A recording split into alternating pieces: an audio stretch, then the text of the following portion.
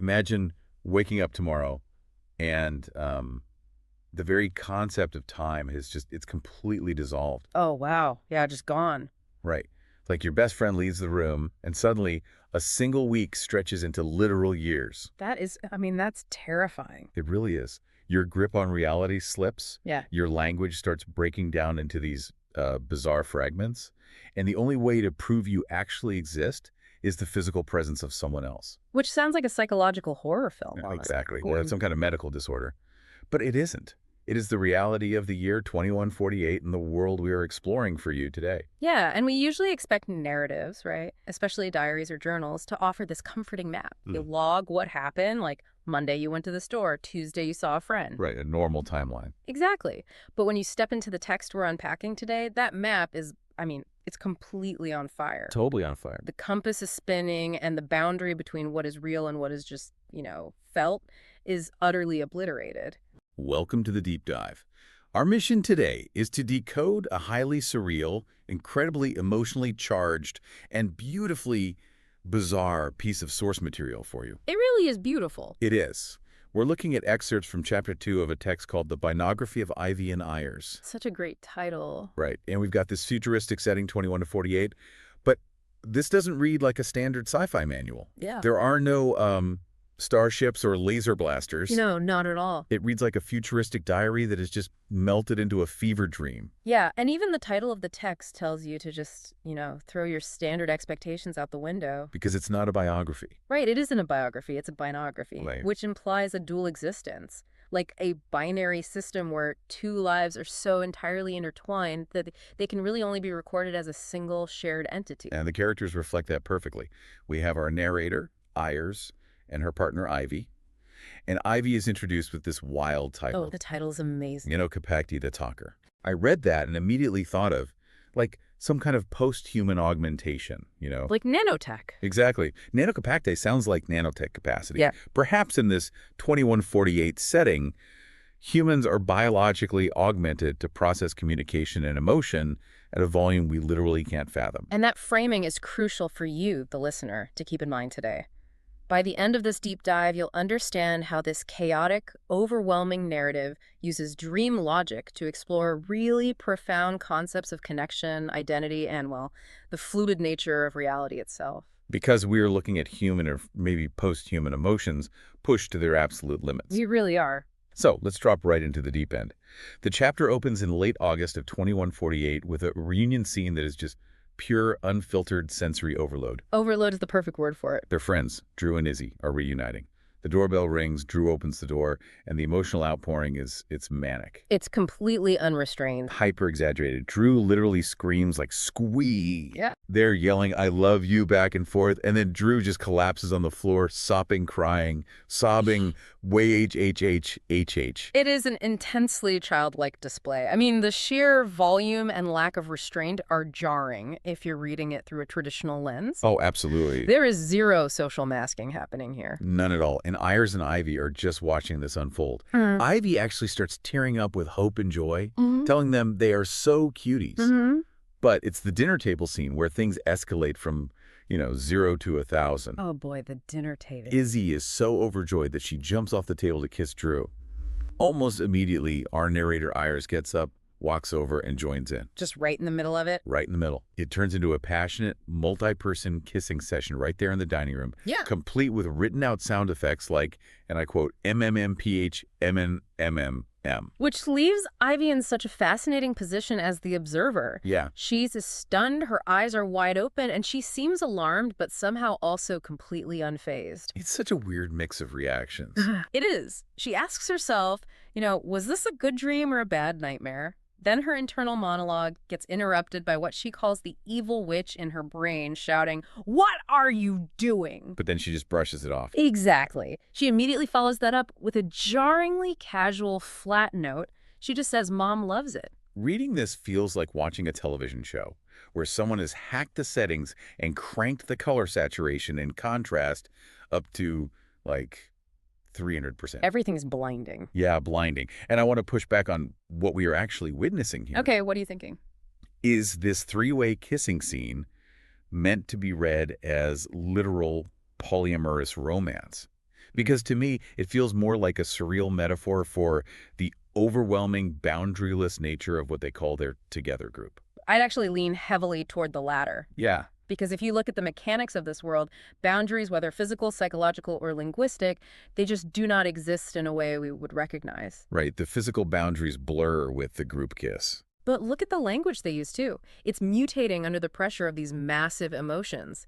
Drew says, I missusopted you, Oh, right. And Ivy uses words like looks in. and the narrator uses chemist. The language itself is breaking down its own rules. Because standard language requires boundaries. Grammar is a boundary. That's a great point. When individuals become entirely enmeshed with one another, the formal structures of how they communicate start to melt.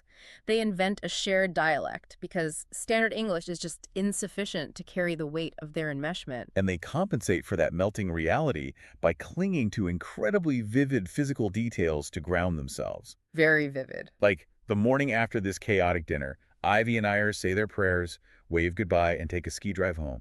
And the narrator spends an inordinate amount of time describing their hair. Yes, the hair descriptions. Ivy has this darker, green, long, luscious, curvy hair, and Iris proudly describes her own luscious, magenta, pink, curvy, curly, wavy hair. It's so specific. It is. It's as if they need these vibrant, saturated physical colors to prove to themselves that they still exist in a physical space. But this total enmeshment comes with a terrifying downside. When your psychological boundaries are that thin, what happens when the connection is severed? The bottom completely falls out of their reality. Exactly. The very next day, Iris wakes up to horrific screams. Just, help me, help me, help me. Once again, she's asking if she is trapped in a dream or a nightmare. The anchor's pulled up and the narrative just starts drifting into total distortion. Iris is begging for the dream to stop, asking, where is the dream? And Ivy calmly announces she is going away for a time to places. Places. Yeah, and then we hit this chaotic time distortion. Iris claims that years and years go by. She's completely devastated by Ivy's absence, crying out into the void. But in the exact same breath, she asks herself, or maybe the reader, am I exaggerating? And that self-awareness is the hinge of the whole scene. Am I exaggerating? Which makes me question the reality of the sci-fi setting. Because suddenly it's a week later, September 9th, the doorbell rings. Ding, ding, ding, ding. And Ivy is standing in the doorway with luscious, glowing green eyes. And Iris is in total disbelief. So wait, is this literal sci-fi time travel? You mean like she actually time jumped? Yeah, like Ivy stepped into a wormhole and disappeared for actual years between early and mid-September. Because it reads like a bad bout of sleep paralysis or, I don't know, a record player skipping aggressively. Are we dealing with time jumps or just the ultimate unreliable narrator?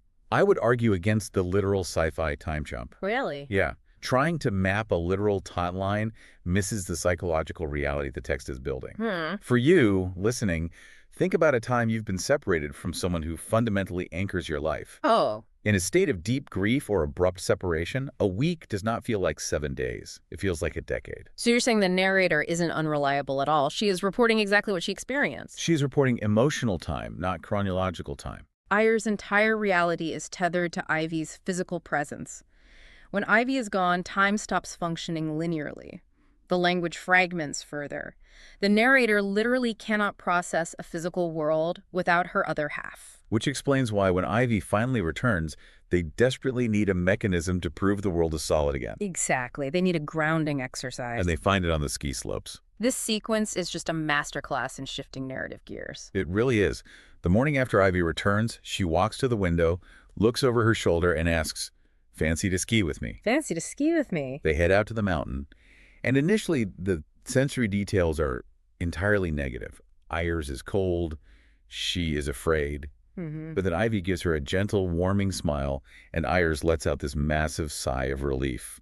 They start skiing down the mountain, and the description completely transforms. It becomes so fluid. Right. It's all racing, speeding, breezing, releasing. The wind and the light become a grand spectacle. Ivy is weaving, and Iris is spiraling through the flows. Now, compare how this feels to the manic screaming reunion we saw earlier. The chaotic energy is replaced by fluid, directed motion. It is the absolute definition of flow state. Yes. You hear extreme athletes talk about this all the time. When a snowboarder drops into a massive half pipe, They cannot worry about existential dread or whether their relationship is codependent or, if time is a construct. You'd crash. Exactly. They have to focus purely on the physics of the moment, the wind, the speed, the physical edge of the board. The mental noise vanishes because the physical stakes are just too high. And that concept maps perfectly onto the linguistics of the passage.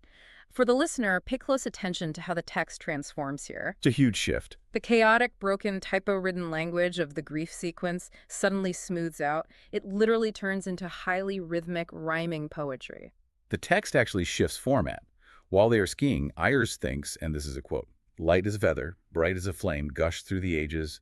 My life is attained. I love my lover, and I know her name. I have seen her framed." Physical momentum has organized the narrator's chaotic mind.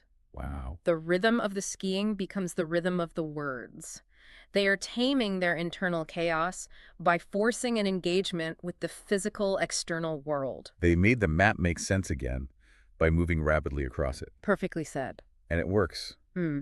Because they've stabilized their reality through that physical action, the manic energy just sort of drains away. The text shifts into something deeply introspective. They finally sit down in quiet spaces to tackle the core existential questions of their identities. Stripping away the momentum to look at what remains underneath. Exactly. A few days later, they're just sitting on the floor. Ayers asks Ivy why she's on the floor instead of a chair. And Ivy gives this profound answer. She says her bones are sleepy. Sleepy bones. And her brain is sleepy too, so she doesn't have to pretend. She says, "I think I'm most me when my bones are tired." Think about the psychological weight of standing upright in society. Posture is a performance. Oh, definitely. Engaging with the world requires a constant, subtle flexing of muscles and social conventions. When her bones are sleepy, she drops a performance of existing. And in that state of total exhaustion, they look into each other's eyes, and we get this beautiful contrast. Ivy's eyes are described as quiet trees, while Ayers' eyes are messy rivers. Such great imagery. Ayers confesses that she fell in love all over again on the ski mountain and promises she didn't stop loving Ivy while she was gone. But Ivy's reaction is fascinating. It is. She doesn't say, "I love you" back. Instead, she grabs Ayers' hands with both of hers and stares at them like they are proof that she is real. We are back to the need for physical proof of existence, but it's evolving into something much more complex. It evolves directly into the binography concept. You decide to do the binography again. Ivy states, binography doesn't end, it just becomes. It just becomes. They grab big markers and draw smiley faces on the wall, and then Ivy draws a jellyfish. She whispers to Ayers, "That's me." Ayers tries to deny it, but Ivy insists. She claims she is soft and floaty, that she stings if you touch her wrong, but she's beautiful if you just watch. How do you interpret Ivy choosing a jellyfish to represent her identity? Honestly, I push back hard on this metaphor. Oh, really? Yeah, it sounds highly poetic on the surface, but biologically, a jellyfish is a brainless organism. It has no central nervous system. Sure. It doesn't propel itself with purpose. It just drifts passively on the ocean currents and lets the tides dictate where it goes. It feels like a massive evasion of agency. Is Ivy afraid of making choices?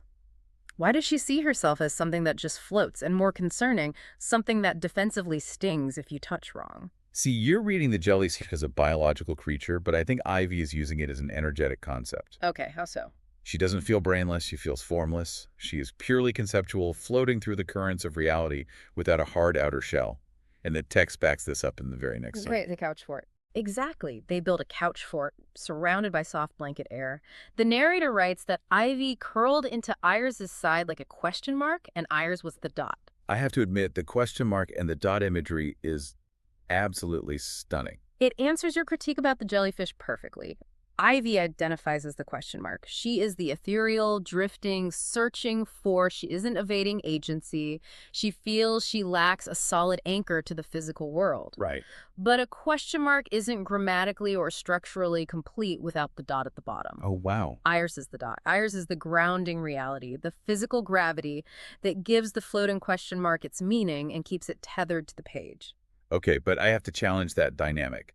You're describing a scenario where one person is purely a conceptual drifter and the other person's entire purpose is to be the dot that validates their existence.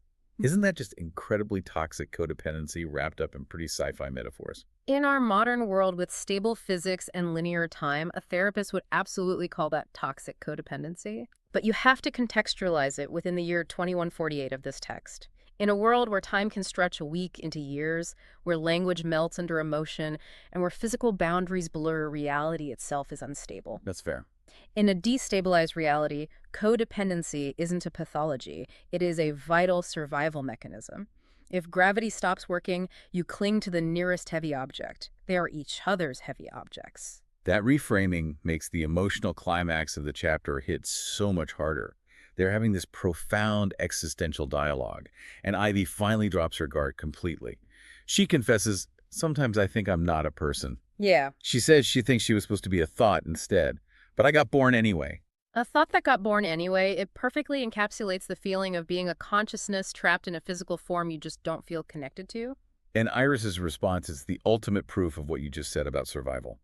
She doesn't try to fix Ivy or tell her she's wrong. She says, "You feel like a daydream that never ended." And Ivy replies, "And you feel like the page it's written on." There it is again. Yes. The jellyfish in the ocean, the question mark and the dot, the daydream and the page. The thought cannot exist in the physical world without the page to hold it. And a blank page has no narrative purpose without the daydream written across it. They mutually validate each other's right to exist. So how does a narrative, this emotionally intense, resolve itself? We get two final entries that serve as a gorgeous outro to this journey. A few days later, Ayers has a vivid night dream. This part is so intense. She is trapped inside a soundless glass house. Ivy is on the outside, knocking frantically, but unable to break in. Ayers tries to yell, but has no voice, and wakes up crying. But in the physical world, Ivy is right there holding her. Ivy tells her, "I'll never stop trying to find you." It's a direct mirror to the earlier trauma of separation where Ayers was crying out for the dream to stop. Yes, exactly. But this time the glass wall of the nightmare cannot actually keep them apart in waking life. The anchor holds. It holds all the way to the final entry we have. They are sunbathing. Ivy is wearing a sundress. Ayers is bundled up in Ivy's hoodie, again physically wrapped in her partner's identity.